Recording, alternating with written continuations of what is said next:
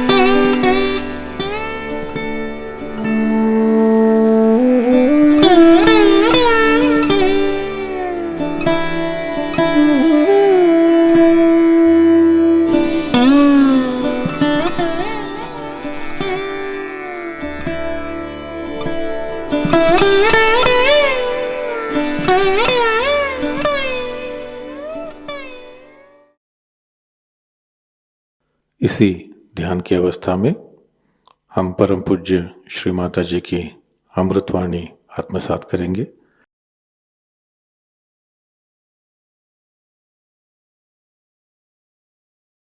आप लोग भी ये करें कि थोड़ा सा मक्खन अंगूठे पर ले करके उसमें नमक लगा लें और यहाँ जो परजीभ है पीछे उसको उसका 3 बार अर्घ चढ़ा दें। बिल्कुल गला ठीक हो जाएगा, खांसी आसी सब गायब, सब कुछ ठीक हो जाएगा। और हमसा चक्र इसलिए पकड़ता है कि हम जिस जगह रहते हैं वहाँ खुश्की है और खुश्की के कारण एक बड़ा भारी प्रश्न खड़ा हो जाता है, वो ये कि हमारे अंदर की जो त्वचा है जो कि बहुत झिल्ली सी है और इसके जो एपिथेलियल सेल्स होते हैं वो सूख जाने की वजह से, जैसे हाथ की भी सर्दियों में हाथ की भी चमड़ी सूख जाती है, उसी प्रकार अंदर भी सूख जाती है और उसी से आपको ये सब बीमारियां, साइनस और दुनिया भर की चीज़ें होती हैं। उसका भी बहुत सरल इलाज है। अगर आप मक्खन को पिघला के नाक में डाल दें तो काम हो गया, नहीं हुआ तो आप घी बना लीजिए मक्खन का, उसको वस्त्र से छान करके और उसमें थोड़ा नमक डाल के रख लीजिए और उसमें आप नाक में डाल दीजिए। आपको जितने भी साइनस के ट्रबल से सब साफ हो जाए। ये श्री कृष्ण का सीधा सरल उपाय और इसे आप करके देखिए और फिर मुझे बताइएगा। रोज़ सवेरे हर एक सहयोगी को चाहिए कि अपने हाथ पर थोड़ा सा मक्खन लेकर उसमें नमक लगा करके और 3 बार श्री कृष्ण को अर्घ चढ़ाएं। फिर नाक में 2 बूंद घी डाल दें, सोते वक्त घी डाल दें, आपकी सर्दी ज़ुकाम भाग जाए। गर्म पानी से नहाने से ज़ुकाम ज़्यादा होता है, ठंडे पानी से नहाने से नहीं होता। जैसे जमुना जी का जल है, आप जानते हैं, बहुत शीतल, उसमें ही वो नहाया करते थे। इसी प्रकार आप शीतल जल में नहाया करें, आपको कोई तकलीफ नहीं हो। सो श्री कृष्ण की जो बात थी वो समझनी चाहिए कि उन्होंने उस वक्त कुंडलिनी के जागरण का सामाजिक प्रयत्न किया। वे सामाजिकता पे उतरे और उन्होंने जो रास की थी उसमें भी यह था कि इनकी भी कुंडलिनी जागृत हो जाए, इनके जागृति की कम से कम व्यवस्था हो जाए। ये उन्होंने सारी व्यवस्था उस वक्त की थी और उसके ही फलस्वरूप आज हम उसे पा रहे हैं। कृष्ण शब्द जो है ये कृषि से आया है। जिन्होंने कृषि की थी और आज उसके फल हम बीन रहे हैं, वही कृष्ण थे। और भी उनके नाम का अर्थ है जो कि सहयोगी लोग जानते हैं कि इनका नाम कृष्ण क्यों रखा गया। लेकिन तू तभी यही समझ लें कि उन्होंने कृषि की थी इसलिए उनका नाम अब नाराज हो रहा है, उनका नाम कृष्ण रखा गया। इन कृष्ण ने जो बात अपने जीवन में दिखाई वो ये कि आप एक साक्षी हैं, सब नाटक, ये सब मिथ्या, ये सब जो आपस में परेशानियां हो रही हैं, तकलीफ़ें हो रही हैं, झगड़े हो रहे हैं, एक तरह से पता नहीं किस उलझन में सब लोग फंसे। तुमने ये गलत किया तो उसने वो गलत किया, तो उसने वो गलत किया, तो उसने वो गलत किया, और सब जो आपस में सर पीट रहे हैं, ये सब एक नाटक है। और उसका सूत्रधार कौन है? तो श्री कृष्ण है। वही लड़ाई लगाता है और वही सर फुड़वाता है और क्या सिद्ध करता है कि ब्रह्म है वही सत्य है। ब्रह्म माने ये जो चारों तरफ छाई हुई शक्ति जिसे आपने महसूस किया, यही सत्य है, यही सत्य बताता है। इसी से जाना जाएगा कि सत्य क्या है। बाकी जो कुछ भी है तो एक मजाक चल रहा है, आपस का झगड़ा, आपस की बातचीत, आपस का सब, इसमें कुछ रखा नहीं। अब इसमें यह है कि ये जो खेल की प्रवृत्ति है ये हमें भी कुछ ज़रूरत से ज़्यादा ही है और हम भी नाना तरह की खेल खेलते रहते हैं। अब आप भी इसको एहसास इसका करेंगे और जानेंगे कि माँ बहुत तरह के खेल खेलती, और इसीलिए कहा जाता है कि सहस्त्रारे महामाया। हमारा आगमन सहस्त्रार पे हुआ तो महामाया भी है, हमको पहचानना मुश्किल है, पकड़ना मुश्किल है। जो हमको पकड़ना चाहेगा उसके चंगुल से हम भागेंगे और जो नहीं पकड़ने चाहेगा उसके अंदर घुसेंगे। तो इस तरह की हमारी चलती रहती है, लेकिन उस पर भी हम इशारे में बात ज़रूर करेंगे कि आप समझ लें कि यहाँ कलेक्टिव कॉन्शसनेस की बात हो रही है। रास में जो है सो है, बाहर है सो अपना नहीं। कोशिश करनी चाहिए कि सब लोग रास में आए, पर जो रास में नहीं वो बाहर है। तो दो तरह के फोर्सेस सहयोग में चलते हैं, जिससे आप सेंट्रीपिटल और सेंट्रीफ्यूगल ऐसे दो फोर्सेस फिजिक्स में माने जाते हैं। हाथ में अगर रस्सी लेकर उसमें अगर पत्थर लगाया जाए और घुमाया जाए तो एक हिस्से तो अंदर खींचा रहता है जिससे हाथ पकड़े हुए, और दूसरे हिस्से वो बाहर की तरफ दौड़ता है। जो मनुष्य अंदर आने की इच्छा रखता है और अंदर पे स्थित है, और जो अपने अंदर अंतर्योग को स्थापित करता है, वो तो अंदर रहता है। बाकी इतने ज़ोर से लोग फेंकते हैं कि आश्चर्य की, और उसमें हमें कोई दुख नहीं। जो अंदर रह सकते वही अंदर रहें, जो बाहर रह सकते वो बाहर रहें। बाइबल में लिखा है कि सिर्फ 1,44,000 लोग ही पार होंगे। आप बताइए, ये अपने देश की संख्या इतनी बड़ी है। अच्छा लिख गए जॉन साहब कि बस इससे ज़्यादा तो लोग पार नहीं होने वाले। तो अब उसमें कितने लोग आने वाले हैं बताइए आप। हमारे इसकी कितनी है संख्या यहाँ की, कलकत्ते की, बताइए पब्लिक कितनी है?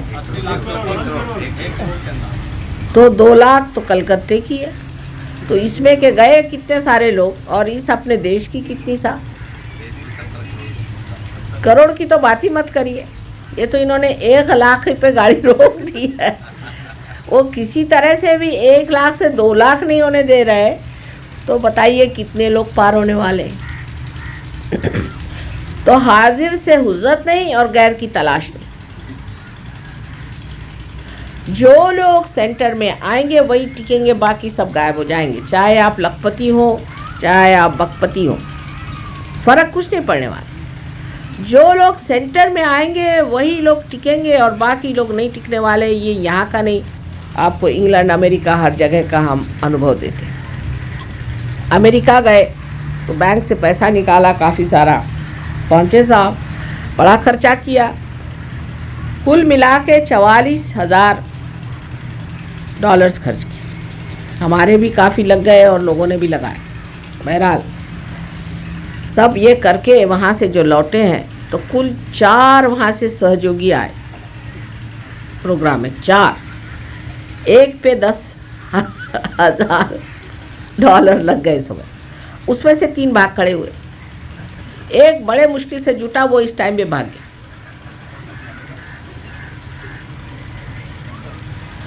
हम आते तो हजारों लोग, क्योंकि भाषण, अब आज सिनेमा का टिकट नहीं मिला, चलो माँ का लेक्चर सुन लो। नाटक नहीं जा पाए, चलो आज माँ का लेक्चर सुन ले, हो गया। नाटक नहीं हुआ तो कुछ नहीं कुछ तो मिलेगा माँ के यहाँ, मुफ्त में ही है, चलो चले चलो। तो मुफ्तखोर बहुत जुट जाएंगे, बेकार के लोग बहुत जुट जाएंगे। पहले ऐसा लगेगा हाँ हाँ हाँ हाँ समुद्र जैसा चला रहा है, लेकिन उसमें स्वाति के बूंद कितने हैं जो चकोर को संतोष देते हैं। अगर आपकी आत्मा चकोर है तो वो तो सिर्फ स्वाति के ही बूंद को मानता है। इसलिए आपको क्वांटिटी की इतना विचार नहीं करना चाहिए। क्वांटिटी को फायदा हो सहयोग का, पर क्वालिटी को जमाना चाहिए। जब तक क्वालिटी अच्छी नहीं होगी तो क्वांटिटी बेकार ही है। शिवाजी जब लड़ाई पे जाते थे तो उनके पीछे बहुत से ऐसे लोग लग जाते थे। तो रामदास स्वामी ने उनको एक बताया कि देखो ये जो बाजार बुनगे उनको कहते हैं, मैंने बाजार के बैठे हुए लोग जो है इनको तुम छाट दो एकदम से। ये अगर हट जाएंगे तो बड़ा अच्छा हो जाएगा, क्योंकि ये लोग साथ चलते हैं पान बीड़ी माचिस सिगरेट सब ले करके, उसके अलावा और खाने पीने की चीज़ें सब लेके पीछे में चलते हैं। उससे जो सोल्जर लोग हैं उनका चित्त उसी में लगा रहता है। ये सब तुम बाजार हटाओ तो फिर लड़ाई जीतोगे। लेकिन मुसलमानों ने ये बात नहीं की, इसलिए शिवाजी जीत गए। थोड़े से लोगों को लेकर के उन्होंने जीत लिया। अंत में औरंगज़ेब जो था, जब उसने चढ़ाई की तो कोल्हापुर में ताराबाई ने उनको हरा दिया और उनको वापस जाना पड़ा। तो क्वालिटी की बात है, क्वालिटी इसकी बढ़ानी चाहिए। सहयोग में जिसकी अंतर्योग से क्वालिटी बढ़ेगी वही कुछ कार्य कर सकता है, वही किसी काम का है और वही सहयोगी है। और बाकी ऐसे तो रहते ही हैं लोग, मेरे माँ बीमार है तो माँ को ठीक किया, मेरा बाप बीमार है उसको ठीक किया, बाप के बाप को ठीक करो, बाप ठीक हो गया। फिर मेरी बेटी बीमार है उसको ठीक करो, मेरे बेटे को ठीक करो। अब आपने कहा भाई अब बहुत हो गया, अब नहीं रोना शुरू कर देंगे, इतने ज़ोर ज़ोर से रोएंगे, अरे भाई क्या हो गया, अब सबको ठीक किया, अब इसको क्यों छोड़ दे रहे हो? अरे भाई तुम क्यों नहीं ठीक करते हो, तुम ही ठीक हो जाओ। शुरू में यही होगा, आप देख लीजिएगा कि सामाजिकता ये हो जाएगा कि दुनिया भर के कैंसर पेशेंट आप ठीक करने का। मैं तो लायन क्लब वालों को भी यही कहूँगी, पहले आप लोग जम के सहयोगी हो जाए, नहीं तो अब आप ठीक करने जाइएगा तो आपको सर दर्द हो जाएगा। जम के पहले सहयोगी हो जाइए और फिर हाथ चलाइए। और ज़रूरत नहीं आप फ़ोटो दे दीजिए ना, फ़ोटो सब काम कर लेंगे, उससे उनको श्रद्धा भी आ जाएगी और ठीक भी हो जाएंगे। फ़ोटो ही में ठीक होंगे आपसे भी ज़्यादा, क्योंकि आप रहेंगे तो आपके पीछे पड़ेंगे, हमारे सर पे हाथ रखो। अभी भी देखिए आप, मैं जहाँ जाती हूँ, माँ मेरे सर पे हाथ रखो, मेरी यहाँ तकलीफ यहाँ हाथ रखो, हाथ खींच के रखेंगे, माने मेरा यहाँ रखिए। अच्छा भाई लोग रख देते क्या करें, जान छोड़ो।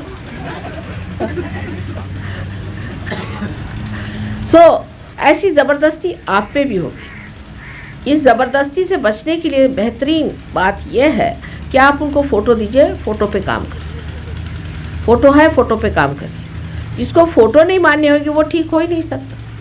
भाई तू फ़ोटो ले जाओ, फ़ोटो पे काम करो, अगर ठीक हो गए तो हम देखेंगे। आप देख लीजिएगा को आदमी ठीक ठाक चल रहा है, क्योंकि आप लोग परेशानी में फंस जाएंगे। हमारे यहाँ डॉक्टर वॉरेन ने सबसे ज़्यादा इस पे काम किया। जब यहाँ से वो गए ऑस्ट्रेलिया तो बड़ा जोश चढ़ गया उनको, अब माँ का काम करना है। और कुछ उनको अनुभव भी ऐसे आए, उन दिनों में पेट्रोल ख़त्म हो गए थे, तो पेट्रोल गाड़ी में नहीं था ज़्यादा, और उस वक्त में वहाँ पर लोगों ने कहा कि स्ट्राइक है, अब पेट्रोल नहीं मिल सकता। उनका इतने पेट्रोल पे हम काम करें। वो कहते हैं कि 1 महीना भर उसी पेट्रोल पे चलते रहे, और जब हम पेट्रोल पंप पे गए तो उनका तुम पेट्रोल भराने आए, तो पेट्रोल भरा पड़ा है पूरा। तो उनको विश्वास हुआ कि माँ ने हमको बड़ा इनकरेजमेंट दिया और हम ये काम करें। लेकिन वहाँ गलती कर गए। लोगों को जागृति देने के जगह वो लोगों को ठीक कर देते। ठीक होने के लिए तो उनके यहाँ भीड़ लगी रहे, ऐसी भीड़ लगी रहे कि उनको जीना मुश्किल हो। उसके बाद उन्होंने कहा कि माँ मेरे तो बड़ा सर में दर्द हो रहा है, बदन टूट रहा है, हार्ट अटैक सा आता है, पता नहीं पैल्पिटेशन हो रहा है। तो मैंने कहा वहाँ क्या धंधे कर रहे हो तुम? कहले मैं सबको तबीयत ठीक कर रहा हूँ। मैंने कहा काय को ठीक कर रहे हो? यहाँ तो पहलवान लोग आकर के भी ये कहते हैं कि माँ हमें शांति दो। तो इनको पहलवान बना से फ़ायदा क्या हो? फिर तो वही कहने वाले तो शांति क्यों नहीं पहले देते थे? उनकी जागृति करो, ठीक क्यों कर रहे हो तुम? तब उनकी समझ में बात आई कि हम ये गलत कर गए। लेकिन जैसे उन्होंने कहा कि ठीक ठाक करना बंद, सारी भीड़ पता नहीं कहाँ लोपमान हो गई। पता ही नहीं चला वो भीड़ कौन थी, कहाँ से आई। जैसे कोई भूत गायब हो जाए, इस तरह से वो बिल्कुल गायब हो गए। तब उनके दिमाग में ठनका कि ये लोग कामार्थी हैं, ये बेकार, परमात्मा के काम के लिए बेकार। फिर उन्होंने 1-2 से शुरुआत की। सहयोग में भी पहले एक ही स्त्री पार हुई, पहले एक बस, और उसके बाद कुल मिला के 12 लोग पार हुए। और उन 12 पे बड़ी मेहनत करी हम, बहुत मेहनत करी। इंग्लैंड में जब पहले काम शुरू किया तो 7 हिप्पियों को लेकर के 4 साल तक मेहनत की, हाथ तोड़ डाले हमने। हमारे पति कहते थे क्या इन बेवकूफ़ों को तुम बनाने के पीछे पड़ी हो, इनमें तो कुछ नहीं होने वाला है, तो पत्थर लो। लेकिन उनको आज खड़ा किया, उसी की वजह से आज सहयोग वहाँ खड़ा किया। तो जो फाउंडेशन के पत्थर होते हैं वो दिखाई नहीं देते। अब कोई को आदत है बहुत शो ऑफ करने की, करने दीजिए, वो अपने आप से झड़ जाएंगे। या तो वो ठीक हो जाएंगे, उनका शो ऑफ पना ख़त्म हो जाएगा, और नहीं हुआ तो वो ख़त्म हो जाएंगे, वैसे भी सहयोग में नहीं आएंगे। इसकी आपको इतनी परवाह नहीं करनी चाहिए। दुनिया कलेक्टिविटी में रहना चाहिए। जो लोग कलेक्टिविटी में बैठे रहेंगे वहीं हमारा स्थान होगा। जहाँ 4 लोग बैठे होंगे हमारे नाम से, वहीं हम रहेंगे। बहुत से लोग कहेंगे कि हम घर में जाके पूजा करते हैं, माँ हमने आपकी फ़ोटो रखी, लेकिन तो भी हमको कैंसर होगा, हो ही जाएगा। अगर आप सेंटर पे नहीं आ रहे तो हमारी कोई भी जिम्मेदारी नहीं। आपको हार्ट अटैक आ सकता है, कैंसर हो सकता है, चाहे जो बीमारी सबको होती है आपको हो सकता है। आप सर्वसाधारण है हमारे लिए। जागृति होने से कुछ फ़र्क नहीं पड़ता। आपका भी वृक्ष तो बना नहीं। और ख़ास करके जागृति होने के बाद तो ज़्यादा ही जिम्मेदारी आ जाती है, क्योंकि अगर किसी बीज को अंकुरित कर दिया तो आपको ज़्यादा ही संभालना पड़ता है। शुरुआत में आपने उसको संभाला नहीं तो कोई भी बात हो जाए, आपको जैसे सर्वसाधारण लोगों को होते वैसे हो जा रही। आप सर्वसाधारण, परमेश्वर के साम्राज्य में आपका कोई स्थान नहीं, न कोई आपकी हामी हम दे सकते हैं। जो लोग सेंटर में आते हैं उनको सेंटर में आना चाहिए। ये कलेक्टिविटी की बात। हमें कलेक्टिव कॉन्शियसनेस आ गई, हम पेड़ को देख सकते हैं, हम इसको देख सकते हैं, फ़ौरन आप जजमेंट शुरू कर दें। ये कलेक्टिव कॉन्शियसनेस नहीं। कलेक्टिव कॉन्शियसनेस का मतलब ये है कि हम विराट के एक अंग प्रत्यंग हो गए और दूसरा कोई है नहीं। पर जब तक वो जागरूक नहीं हुआ और जब तक सहयोगी नहीं हुआ, वो दूसरा है। लेकिन सहयोगियों को मैंने ऐसा भी देखा है कि बाहर के लोग आए, आइए बैठिए, ये करिए, और आपस में सिर फुटअव्वल हो जाती। बड़े आश्चर्य की बात। अरे भाई, एक ही माँ ने आपको जन्म दिया और आप एक ही माँ के सब बेटे हैं। सबको आपस में समझ कम है। दूसरों के लिए क्यों लड़ते हो? दूसरों पे झगड़ा क्यों करते हो? उससे कोई सुख तो नहीं होने वाला मुझे और न ही परमात्मा। दूसरों के लिए आपस में मत लड़ो। जो दूसरे हैं वो दूसरे हैं और आप जो हैं एक हैं, क्योंकि आप जागृत हैं। आप उस विराट के शरीर में अंग प्रत्यंग जो है वो जागृत हैं और बाकी के जो लोग हैं वो जागृत नहीं। अब जिस प्रकार हमारे शरीर में एक हृदय है, एक लिवर है, एक ब्रेन है, एक स्प्लीन है, ऐसे अलग अलग ऑर्गन्स हैं, उसी प्रकार सहयोग में हर जगह एक एक आदमी की नियुक्ति हो जाती है। जैसे बंगाल के लिए हमने कहा था जलान से कि जलान तुम कर सकते हो बंगाल की सेवा, क्या इसके लिए तुम तैयार हो? वो तैयार हो गए। उनसे कहा हम तुम लीडर हो। अब अगर कोई लीडर हो गया तो सारी जिम्मेदारी उस पर है। आपको जो भी काम करना है उस लीडर से बात करके आप देख लीजिए।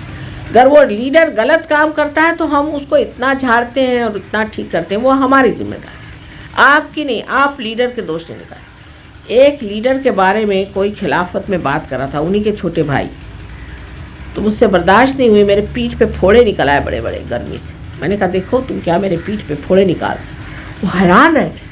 मैंने कहा ये मेरे बेटे हैं जिनको मैंने वहाँ अधिष्ठित किया है, ये मुझे सबसे प्यारे हैं, और इनको चैलेंज मत करो, कृपया इनको चैलेंज मत करो, मैं इनको संभाले हुए हैं, इनके ऊपर मेरे पैर हैं, इनको मत हिलाओ किसी भी तरह से। जिस दिन ये हिलने लगेंगे इनको मैं खुद ही खिसका दूँगी, उसकी जिम्मेदारी मेरे पर, तुम्हारे ऊपर नहीं। ये बात समझ लेने की है कि जो हृदय का चालक है उसको अगर आप कहे कि तू हट, मैं आता हूँ, अपनी बराबरी उनसे नहीं करनी है, इसलिए क्योंकि उनको मैं देख रही हूँ। मैं हर एक आदमी को नहीं देख सकती, लेकिन उनके थ्रू मैं हर एक को देखती हूँ और जानती हूँ, पहचानती हूँ। और ये सहयोग का एक बड़ा भारी दोष है कि लीडर को क्रिटिसाइज करते हैं, इसको क्रिटिसाइज करते हैं, वो लीडर बनते हैं तो उन्होंने ये क्यों किया। आपका ये नहीं देखने का, ये मैं देख ले सकती। और आपको पता नहीं बड़े बड़े लीडरों को उठा के फेंक दिया सहयोग, बड़े बड़े ऐसे लीडर्स की जिनको दुनिया मानती थी कि भाई ये सबसे पहले आए, बड़े भारी लीडर है। और लीडर को तो और भी संभल के रहना चाहिए, उनको तो पहले ही पकड़ आ जाती, घमंड आ जाता है। कभी कभी अपने को बहुत सोचते हैं कि हम बहुत बड़े आदमी हो गए, पता नहीं क्या क्या सोचते हैं। लीडरों को तो बहुत ही संभल के रहना चाहिए कि ये सबको जोड़ते जाना है। जो आदमी तोड़ने का प्रयत्न करेगा किसी भी वजह से और समझदारी का काम नहीं लेगा, वो अपनी लीडरशिप को खो बैठता है। तो लीडरशिप लेना भी एक बड़ी भारी जिम्मेदारी का काम है। और आप सबको चाहिए कि कलेक्टिव कॉन्शियसनेस में समझना चाहिए कि माँ ने इन लोगों को नियुक्त किया है और उनको चैलेंज नहीं करना किसी भी। दो लीडर्स में भी झगड़े हो जाते हैं, ये तो सब अहम ब्रह्मास्मि, तो ब्रह्म से लड़ने को खड़ा हो गया, ये भी देखा है। लेकिन ऐसा कुछ होना नहीं चाहिए, आपस में समझदारी रखो। अधिकतर मुझे को लेके झगड़ा होता है, बताइए कितनी बुरी बात है कि मुझे को लेके लोग झगड़ा करते हैं कि माँ को ऐसा क्यों किया, कोई कहता तुम कहता माँ को ऐसा क्यों किया। अरे भाई तुम्हारी माँ तो दीवानी औरत है, उसका कुछ ठिकाना है? आज यहाँ बैठी है कल वहाँ बैठी है, उसका क्या ठिकाना है? छोड़ दो उसको। मुझे कोई बुद्धू नहीं बना सकता, मैं लगती हूँ सीधी सादी भोली भाली और बहुत चालाक। कोई मुझे बेवकूफ़ नहीं बना सकता, ये तुम समझ जाओगे। अब ऊपर से मैं बनती हूँ पर महामाया हूँ ना, तो ध्यान में रखना कि तुम मेरी ओर से बिल्कुल परेशान नहीं। मुझे रक्षा करने की क्या ज़रूरत है, मैं स्वयं सब आपकी रक्षा करती हूँ, मुझे क्या रक्षा करती। ऐसे विश्वास पे रहो कि माँ जो भी करती है उसमें कोई न कोई चक्कर है। कौन सा चक्कर है ये देखना पड़ेगा, क्योंकि कृष्ण से भी गहरा खेल हम खेलते हैं। सहयोग में अगर लाना है तो चरवण करने की ज़रूरत है ना, सारी चीज़ उसको पूरी तरह से उसका मंथन करना पड़ता है, तभी तो ना आप ऊपर में आएंगे घी के जैसे, नहीं तो कैसे होगा। अब कलेक्टिविटी में वही चीज़ है कि जब आपने रीड लिया सारा और मंथन कर लिया और अब सारा मक्खन तैयार हो गया, तो आप क्या करते हैं कि थोड़ा सा मक्खन उसमें डाल देते। अब उस मक्खन के इर्द गिर्द जो मक्खन इकट्ठा हुआ वो मक्खन हुआ, बाकी सब फिक जाता है। Better be seated, everybody gets disturb. सो उस मक्खन को आपको चाहिए कि एक परीखी में बांधते जाए, सब उस मक्खन को चिपके। वो मक्खन जो है वही लीडर है, उससे छूट के जो रहेगा वो गया। उसी प्रकार सहयोग में आज तक कार्य किया है और धीरे धीरे ऐसे पक्के सहयोगी हो गए हैं कि आप देखते बनेंगे। और आपके पास तो सारा कुछ है, मूल में आपके पास धरोहर है, आपके पास श्री कृष्ण आप जानते हैं, आप सब कुछ बातें जानते हैं, आपको कोई खास बात बताने की ज़रूरत नहीं। आप तो जड़ें ही बड़ी आपकी गहरी, हज़ारों वर्ष पुरानी जड़ें हैं, आपको क्या कहना है, कुछ करना ही नहीं है। ये तो प्रदेश की बात मैं कह रही हूँ, जहाँ की गणेश जी क्या चीज़ है, यहाँ से शुरुआत करनी पड़े। माने गणेश नाम की कोई चीज़ है भी जिनको पता नहीं, इसकी भी जिनको खबर नहीं, वो ऐसे सहयोगी हो गए कि आपको गणेश तत्व पे 7 लेक्चर दे सकते हैं। वो संस्कृत सीख गए, सब कुछ कर लिया, अब जाके सारी किताबें पढ़ लाए, सब कुछ कर दिया, ला के रख दिया। रविंद्र बाबू का उल्लेखन ऑस्ट्रेलिया से लोगों ने मेरे पास भेजा, आप आश्चर्य करेंगे, जिसमें उन्होंने गणपतिपुळे का वर्णन किया हुआ है, महागणपति। अभी तक किसी बंगाली ने मुझे नहीं दिया ये लिख करके। बड़े रविंद्र बाबू के पुजारी बनते हैं तो कोई तो एक लिख के बताते। वहाँ से लिख के आया है जो रविंद्र बाबू ने लिखा है कि मदर अवेक हो गई है, सारे शोर्स पे लोग आएंगे, इधर से लोग सारे, वो तो बड़े भारी दृष्टा थे तो उन्होंने ये देखा, ये सारा वर्णन इन लोगों ने लिख के मुझे भेजा। सो कलेक्टिविटी में क्या है कि वो दौड़ गए, सारे अंतर्राष्ट्रीय जो कुछ भी विचार इस पर है, अंग्रेज़ हो, चाइनीज़ हो, वो फिर रशियन हो, कोई भी आदमी जिसने सहयोग पे विचार डाला सारे उतार के ले आए। सहयोग के सपोर्ट में क्या क्या कर सकते हैं, सहयोग को किस तरह से इकट्ठा कर सकते हैं, क्योंकि उनमें भाई बंधकी नहीं है। अब वो उबे गए, उससे हो गया, उनके तो बहुत ज़्यादा सड़ गए उससे, उनके यहाँ पॉलिटिक्स बिल्कुल सड़ा गला हो गया का छोड़िए, अब वो सब खत्म करें, उन्हें भाई बंधकी नहीं।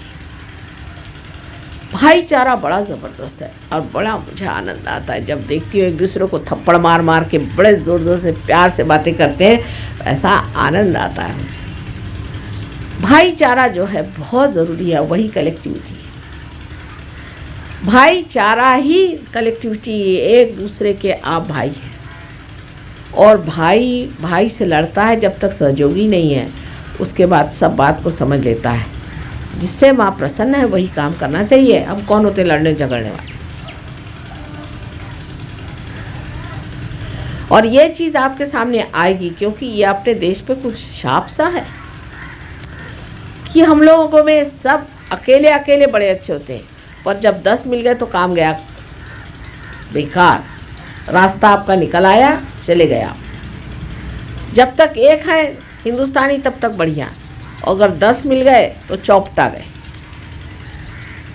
ये हम लोगों पे शाप है। और ये बाहर भी लोग कहते हैं कि जापानीज़ अगर 10 आदमी बैठेंगे मीटिंग में तो बाकी सब यूं यूं गर्दन हिलाएंगे और एक ही बोलेगा, बाकी सिर्फ गर्दन हिलाएंगे, बोलेंगे जो कुछ बोलना है पीछे में बोल के तय करके आ जाते हैं, फिर एक अक्षर कोई नहीं बोलेगा, सिर्फ एक आदमी बोलेगा।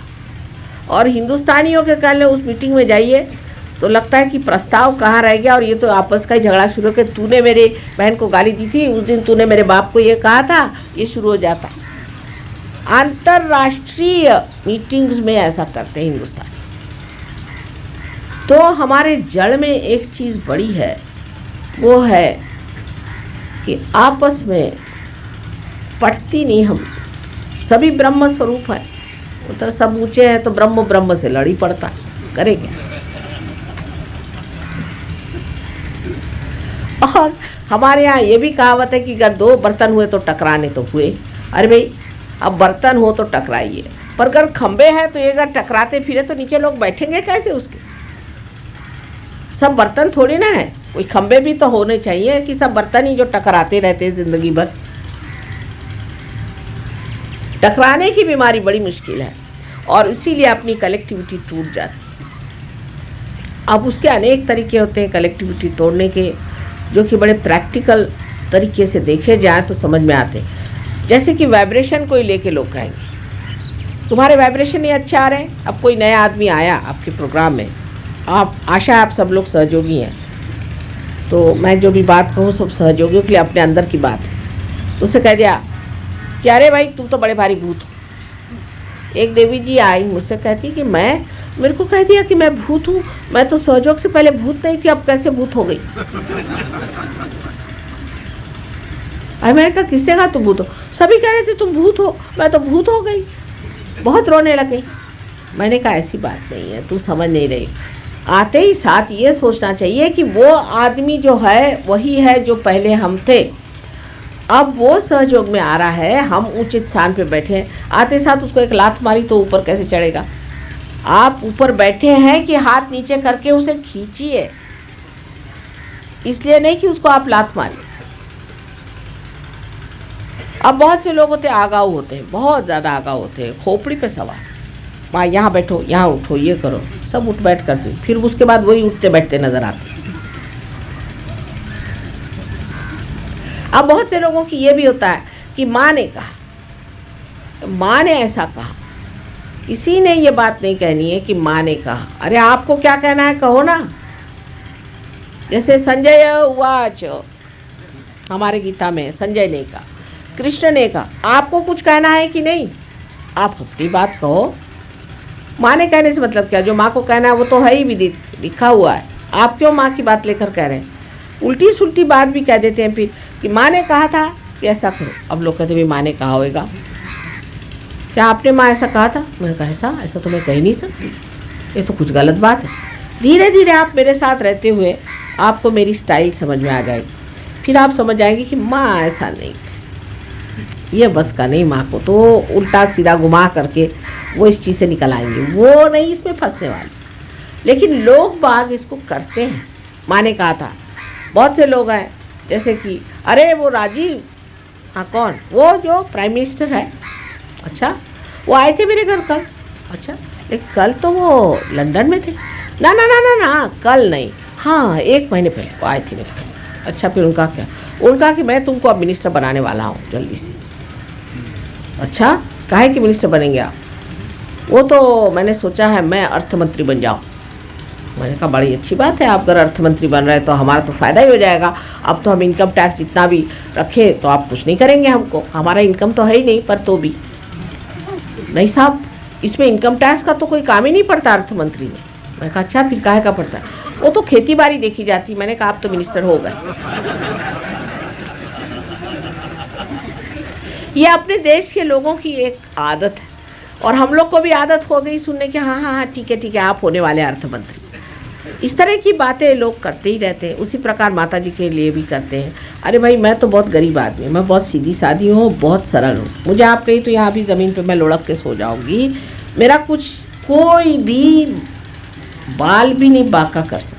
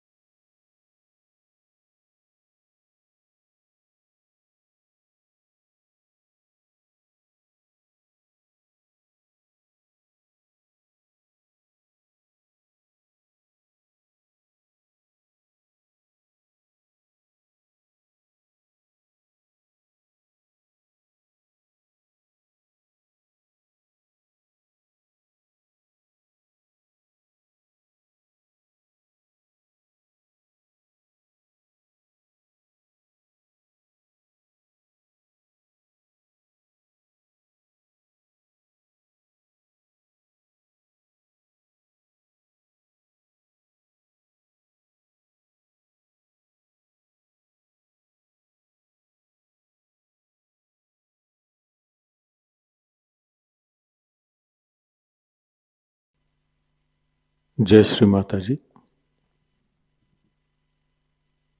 परम पूज्य श्री माता जी, कृपावंत होकर आप हमें निर्लिप्त साक्षी बनाइए।